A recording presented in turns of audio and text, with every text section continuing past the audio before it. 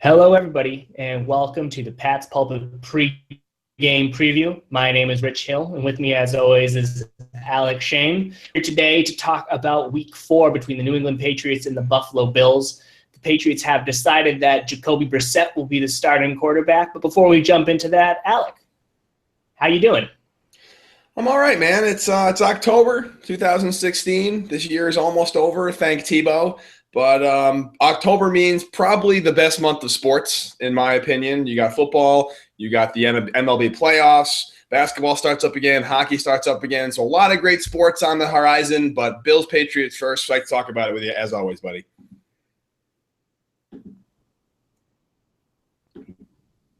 Well, Rich, we might have lost you already. You know what? I do that all the time. I have this effect on people. People kind of take a one look at me or they hear what I have to say and they take off.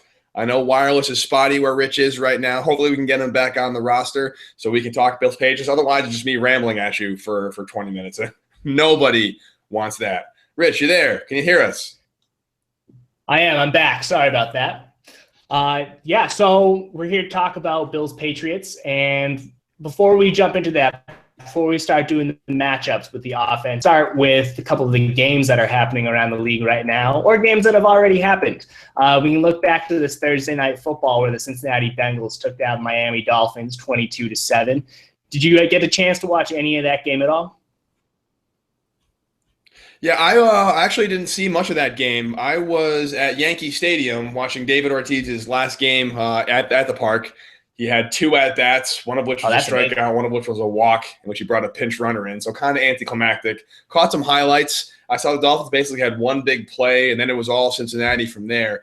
Makes me wonder if this Dolphins offense is really that anemic. I really can't get a read on Ryan Tannehill. I don't know what he's doing. I don't know where he is in terms of long-term longevity on the team and what they're going to think about him. Dolphins were underwhelming at best in the highlights, and honestly, Bengals didn't look that great either. So I don't know. Maybe just another one of those down years in the AFC. Yeah, I mean, I think that the AFC East in particular is nothing really to write home about. This was the one chance that they would have had to unseat the Patriots. And I know there's still a lot of football left to go, but through 3 weeks, it doesn't even look like anyone's really competitive. I mean, as we saw the Dolphins, they look terrible. They Byron Maxwell. They acquired him in one of their blockbuster trades in the offseason, already benched him. Then they don't even have any plans of putting him back in the lineup.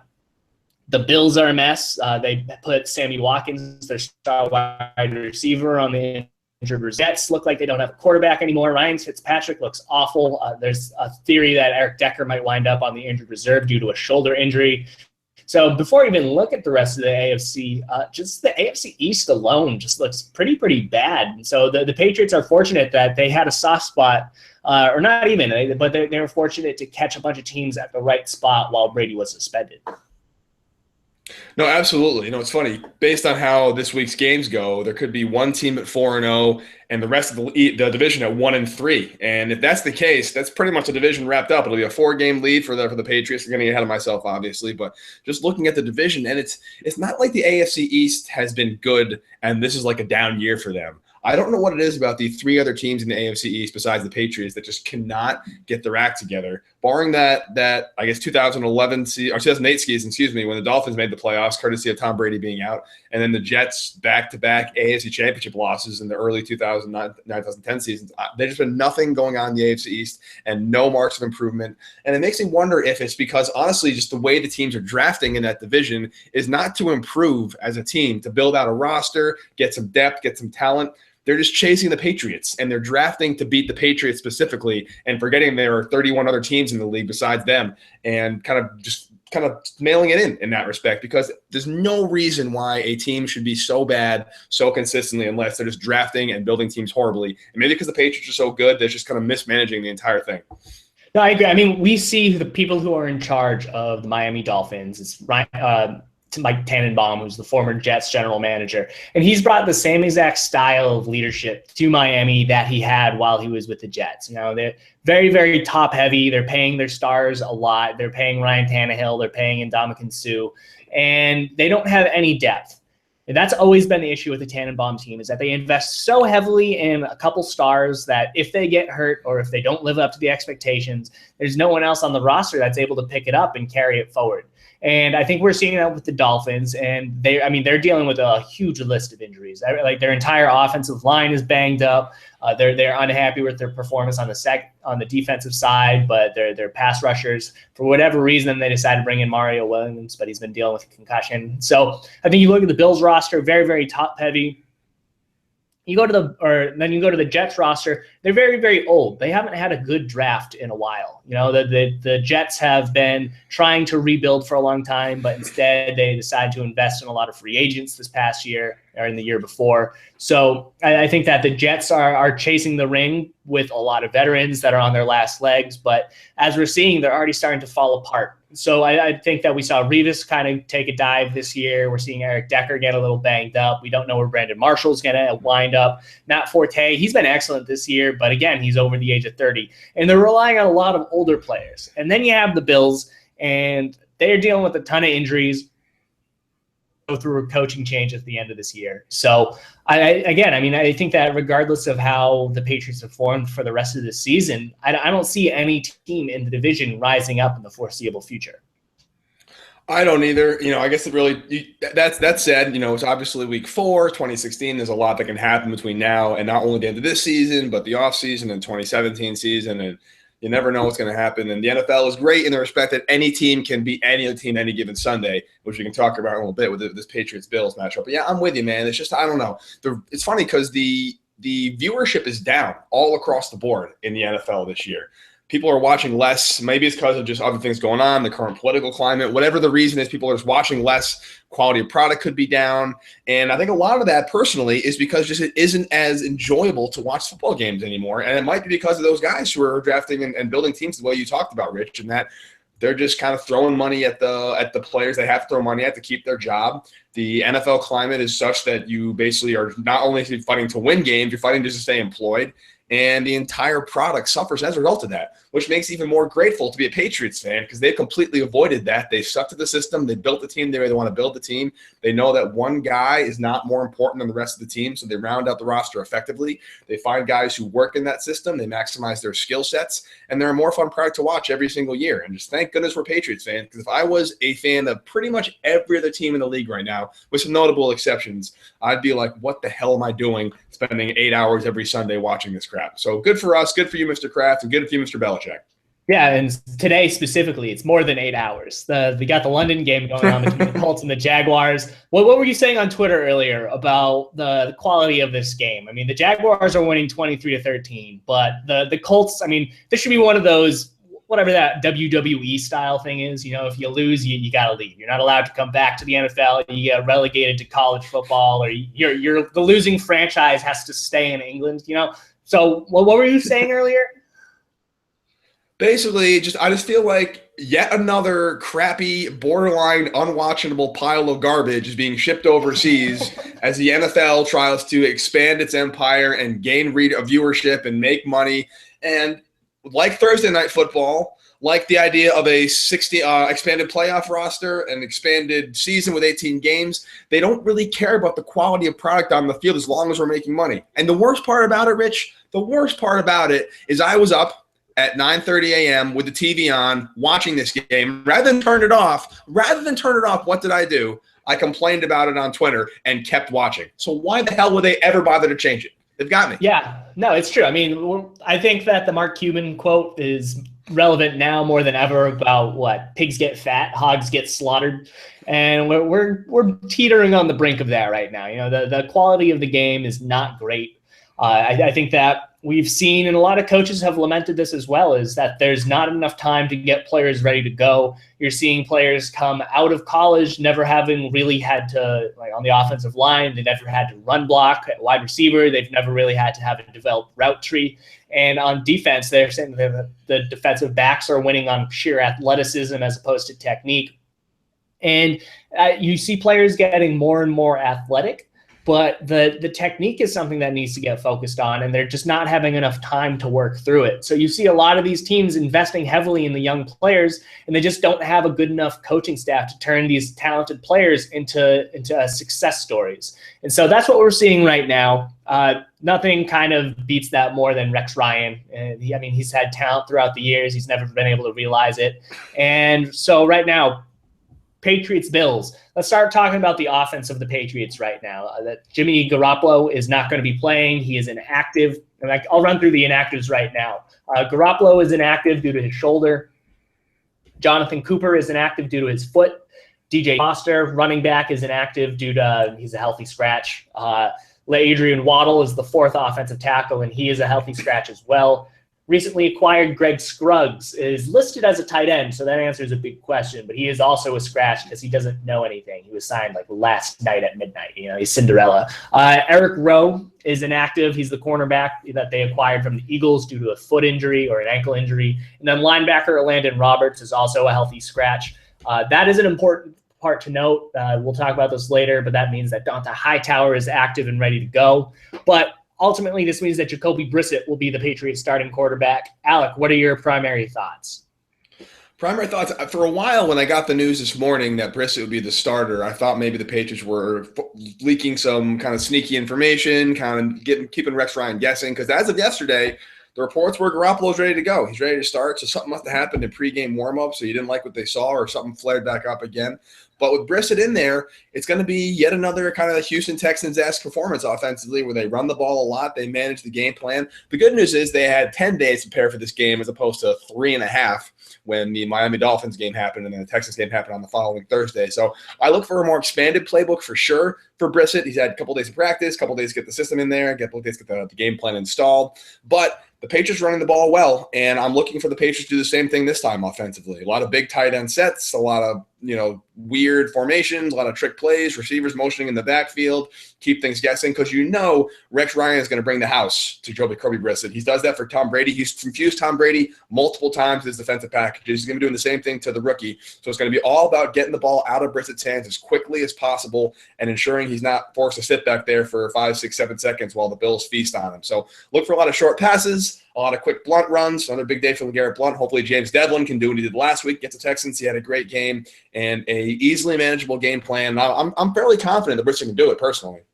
No, I think that the big game plan today is just run the ball. That's Rex Ryan's whole mantra is that he wants to be able to beat the other team up, and so that they give up in the fourth quarter. I think that's what the Patriots are going to try and do here. And we have LeGarrette Blunt, you have James Devlin, but this is the first time all season that the quartet of Rob Gronkowski, Martellus Bennett, Clay Harbor, and A.J. Derby are all healthy and ready to go. And you have those four plus James Devlin. So those are four big extra blockers. You got Cameron Fleming as well.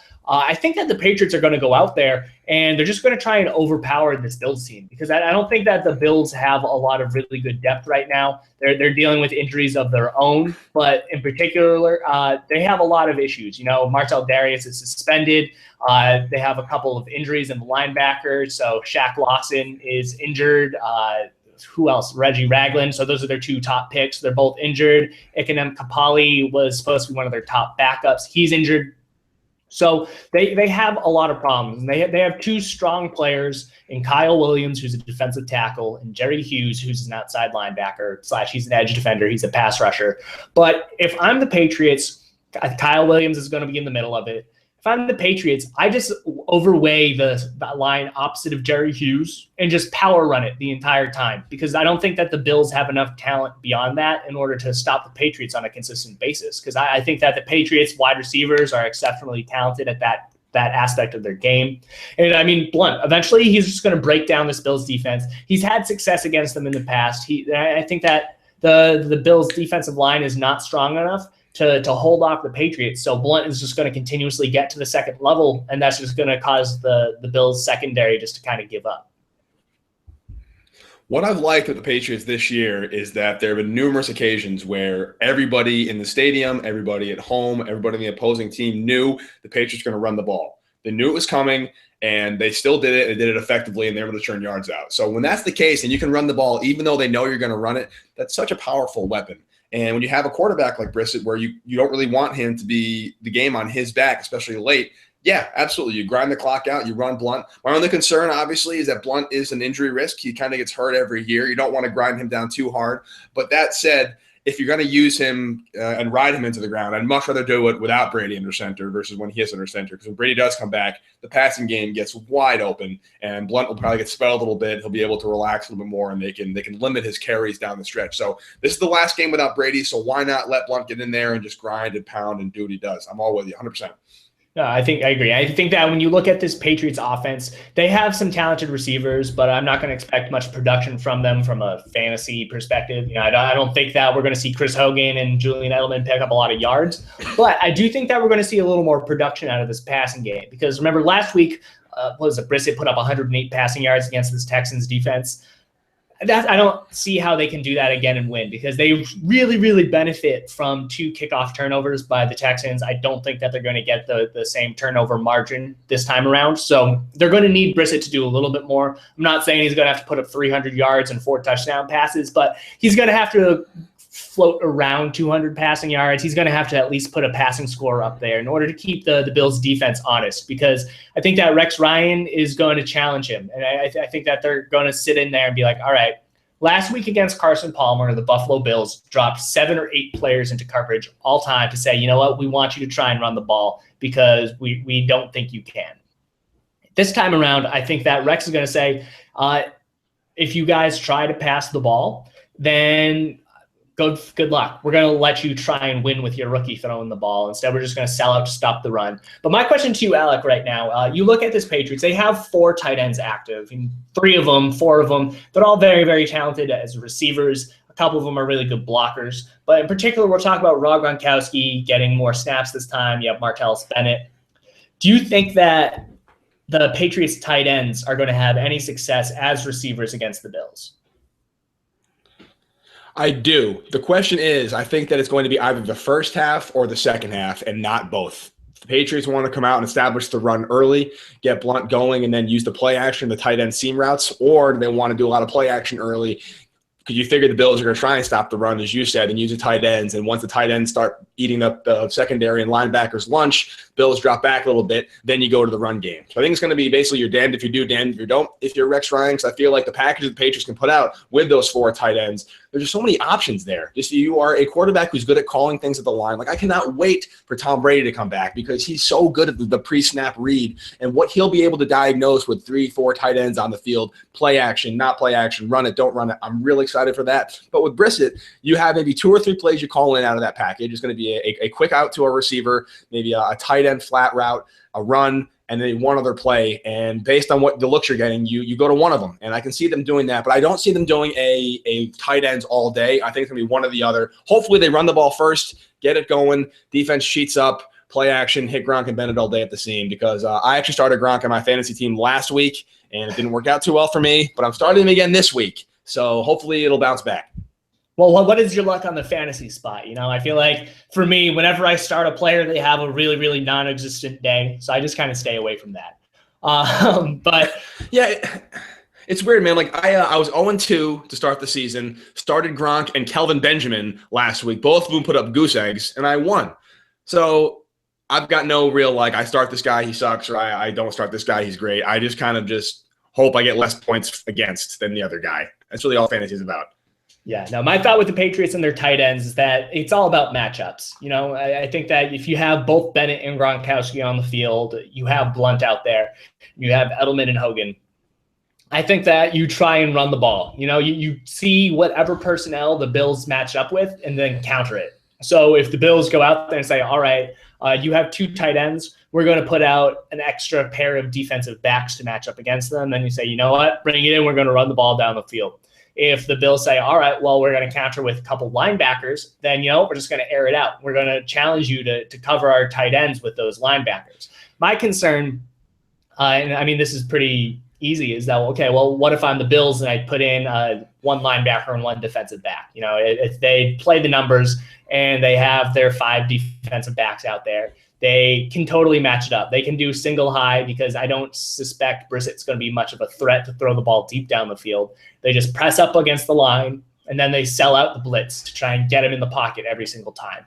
And I think that in order for the Patriots to win this one, I think Brissett's going to have to make a big pass. I think he's going to have to step up and deliver a big ball down the field, whether to Hogan or to a tight end. But he needs to do something in order to prevent the defensive backs from pressing the line, because then there's not going to be a rushing offense if there's no separation. There's not going to be able to move the ball down the field. And so I think that this is going to be a big day for Brissett. I do like the fact that he has more time in the system than he had last time. He's had 10 days now, in addition to the 3 that he had before the Texans game. So I think that he's in a better position. But Alec, who is your X factor and what is your key matchup for the Patriots offense? My X factor for the Patriots offense today is going to be Nate Solder. We talked about him a bunch last week and before the Texans game. He's just having a great season. He's fully healthy, and when LeGarrette Blount or whoever runs behind him, they're very successful. And as you said, I think the only real good Bills defensive ends are on the outside of the line. So he's going to have a big day. Hopefully, if he comes in and we can get the ball going, it'll be behind Nate Solder. I think the Solder-Tooney combination is really working well, and I think you postulated the theory, and it's 100% correct now, is that Nate Solder maybe struggles when the guard standing to his right is a little shaky. So he gets his confidence shaken a little bit. He's kind of worried about what the guard's blocker's doing, and he can't really focus on the guy he has to do his assignment. And with Joe Tooney, it seems like he's not worried about that anymore, so he can really let loose and do that. So offensive X factor, Nate Solder, not only because of LeGarrette Blount's running ability, but if they're going to blitz, that's the blind side, and Brissett's got to be kept upright. I agree. And my X factor is going to be Rob Gronkowski. You know, he played 14 snaps last week. I think that he's going to be maybe a 50% contributor today. I think that they're still going to ease him back in.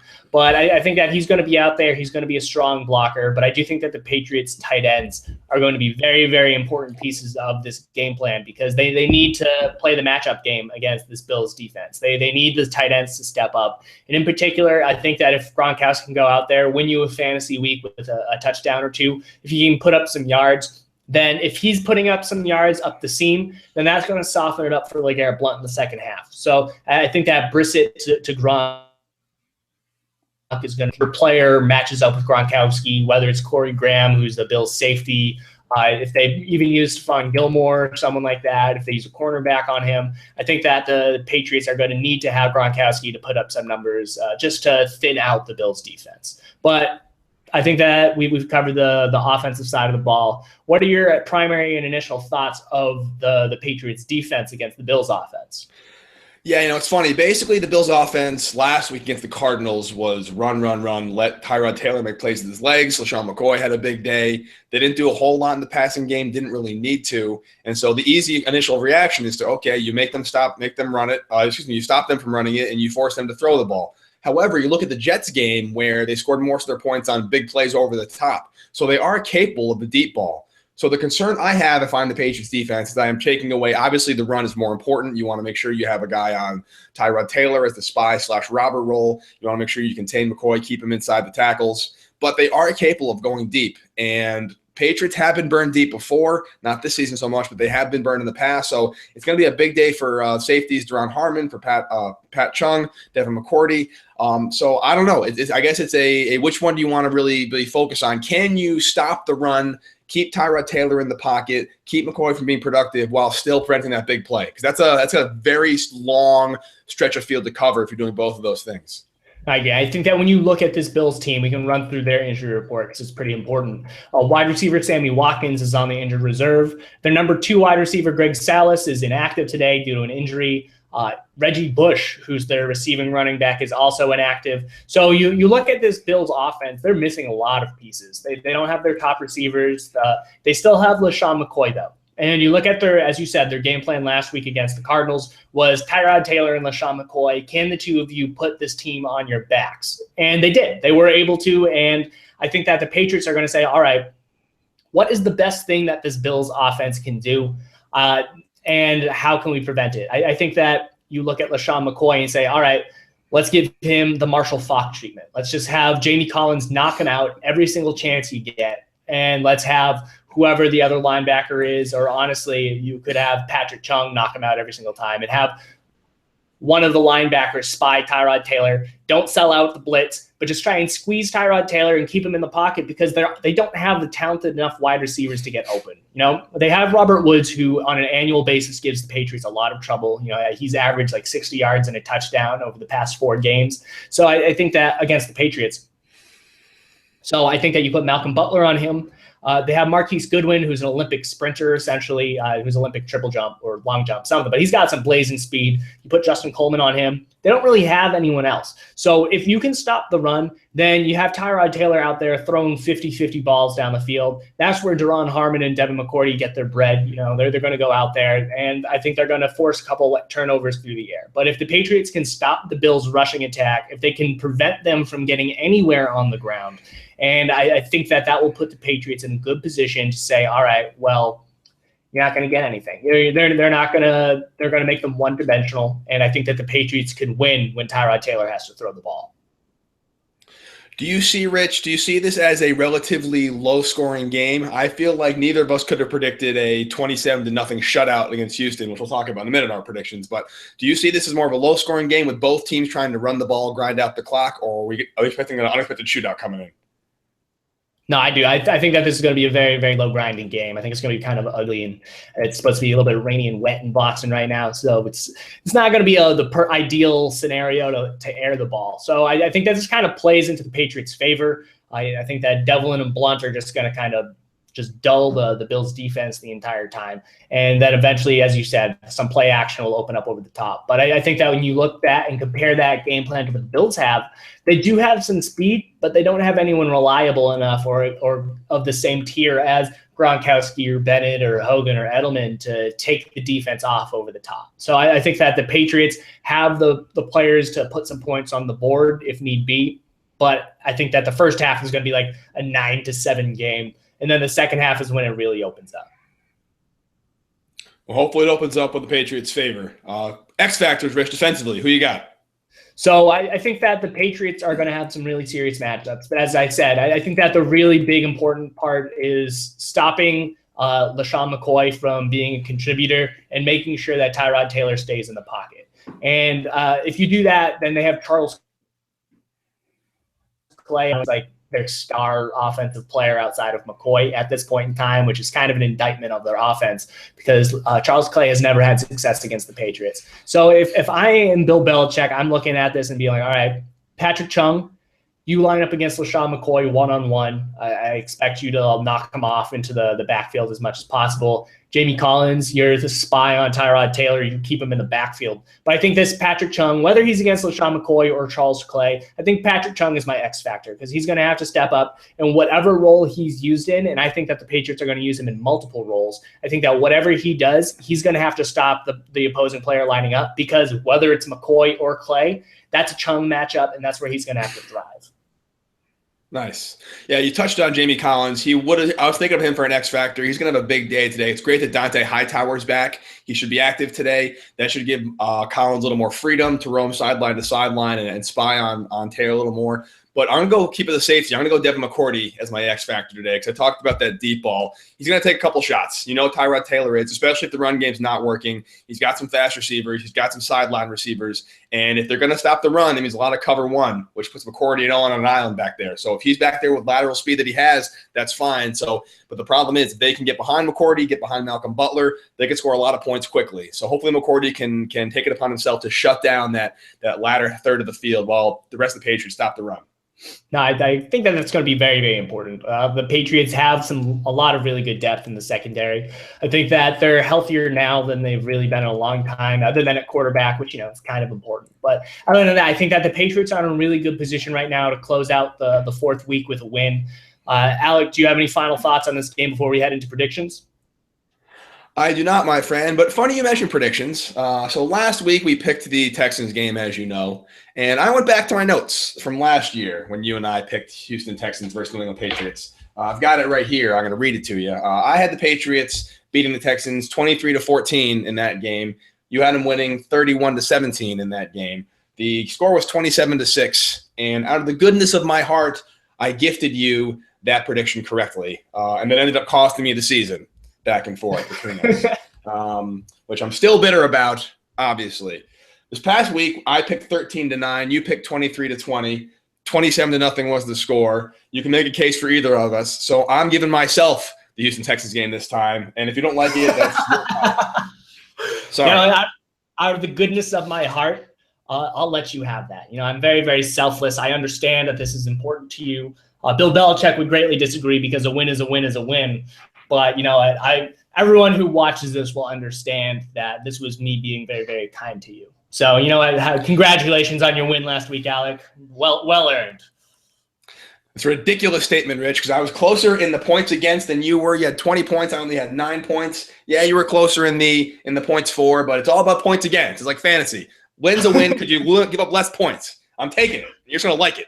So, with that, you go Patriots first. versus Bills. Yeah, again, I feel honestly a loss here wouldn't be the worst thing in the world. 3-1 is a very good way to go into the first quarter of the season. Brady coming back on the heels of a loss. He's going to be motivated. Add on top of that a Patriots loss at home to the Bills. That could be a real galvanizing moment. So a loss here is not going to be the end of the world, and Rex Ryan is going to be very happy with that. Give some more great Rex Ryan sound bites with his ridiculous blue vest. That said, Patriots are at home. They've had 10 days to prepare. They've kept Buffalo guessing with the quarterback situation. I think a good game plan, and I don't think the Buffalo Bills can stop the run, even if they know it's coming. So I'm going to go Patriots 20, Buffalo 10 on a late kind of surge. It'll be very close going into maybe the midway through the third quarter. Pats open it up. Bills have to start throwing it. Some turnovers happen. 20-10 Patriots. 2010 Patriots. All right, well, that's a good one. I think that's kind of fair. I think that the record between Rex Ryan and the Patriots over their past 10 games is something like the Patriots are 9-1. That's crazy to me. I think that this is a prime situation where this could be a trap game, but I just don't see the Bills doing it. I just if it were any other team, I'd be like, you know what? They've won 3 tough games to start the year. They could totally fall flat. This is the Bills, though. They have 4 wins against Bill Belichick and the Patriots since he became head coach. And I don't know. I mean, this is just very, very tough. I think that you look over the years, the Patriots have started out 4-0 4 times under Bill Belichick. 04, 07, 2013, and last year, 2015. Do I think that the Patriots can do this again? Oh, man, I don't want to pick against the Patriots. I'm just going to call it right now. I think that the Bills pull off the surprising upset in Gillette.